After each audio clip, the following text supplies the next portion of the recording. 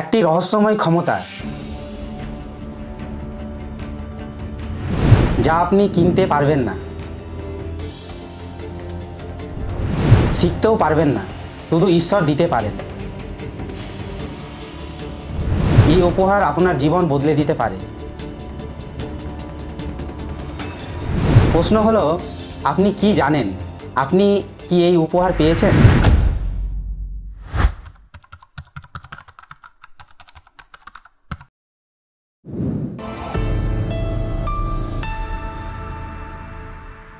স্বাগতম জিজেস লাভ বাংলা চ্যানেলে। এই সিরিজের চতুর্থ পর্বে আমরা জানব পবিত্র আত্মার উপহার কি, কাদের জন্য এই উপহার, আর কিভাবে এগুলো আমাদের জীবনে কাজ করে। আগের পর্বে আমরা দেখেছিলাম পেন্টিকস্ট দিবসে কিভাবে পবিত্র আত্মা নেমে এলেন এবং চার্চের জন্ম হলো। আজ আমরা সেই আত্মার দেওয়া উপহার সম্পর্কে জানব, যা আমাদের প্রত্যেককেই বদলে দিতে পারে। পবিত্র আত্মার উপহার কি? পবিত্র আত্মার উপহার হলো এমন কিছু বিশেষ ক্ষমতা বা গুণ যা ঈশ্বর আমাদের দেন যেন আমরা তার কাজ করতে পারি। এগুলো কোনো সাধারণ ট্যালেন্ট নয়, এগুলো আত্মিক ঈশ্বরের তরফ থেকে পাওয়া। আমরা চাইলেও এগুলো তৈরি করতে পারি না। ঈশ্বর নিজেই ঠিক করেন কে কোন উপহার পাবে। বাইবেলে বলা হয়েছে উপহার আলাদা আলাদা, কিন্তু আত্মা একটাই। যে উপহারই হোক তা আমাদের নয়, অন্যদের উপহারের জন্য।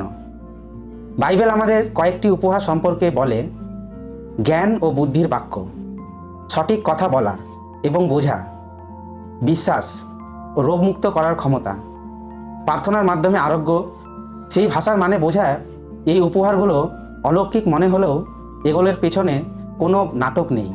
এসব ঈশ্বর দেন যাতে আমরা গর্ব না করি, বরং সেবা করি। কে পেতে পারেন এই উপহার?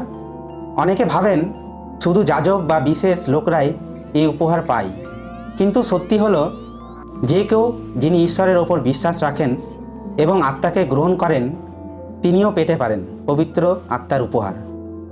ঈশ্বর ঠিক করেন কে কোন উপহার পাবেন, আর সেটা তখনই দেন যখন সেটা আপনার মাধ্যমে তার কাজের জন্য প্রয়োজন হয়। এই উপহার দিয়ে কি করব? আপনার কাজ হলো এই উপহার খুঁজে বের করা আর তাকে ব্যবহার করা ঈশ্বরের গৌরবের জন্য, মানুষের উপকারের জন্য। কারণ যদি আপনি নীরব থাকেন বা সেবা না করেন, তাহলে ঈশ্বরের দেওয়া সেই উপহার নষ্ট হয়ে যাবে। পবিত্র আত্মার উপহার মানে হলো ঈশ্বর আমাদের মাধ্যমে কাজ করতে চান। এটা শুধুই গির্জার ভেতরে ব্যাপারটা না। এই উপহার আপনার পরিবার, বন্ধু, সমাজ সবার জন্য আশীর্বাদ হতে পারে। আপনার ভিতরে ঈশ্বর কিছু রেখেছেন, তার আত্মা আপনাকে ব্যবহার করতে চান। এটা ছিল আজকের আলোচনা, পবিত্র আত্মার উপহার। যদি এই ভিডিওটি ভালো লেগে থাকে তাহলে লাইক দিন, শেয়ার করুন, আর জিজেস লাভ বাংলা চ্যানেলটিকে সাবস্ক্রাইব করতে ভুলবেন না। আজকের যুগে কি সত্যি পবিত্র আত্মা কাজ করেছেন, নাকি সব কিছু শুধু অতীত? কমেন্টে জানাও। তুমি কি কখনো এই উপহারগুলো অনুভব করেছো? দেখা হবে পরবর্তী পর্বে। ঈশ্বর আপনাকে আশীর্বাদ করুন। ধন্যবাদ।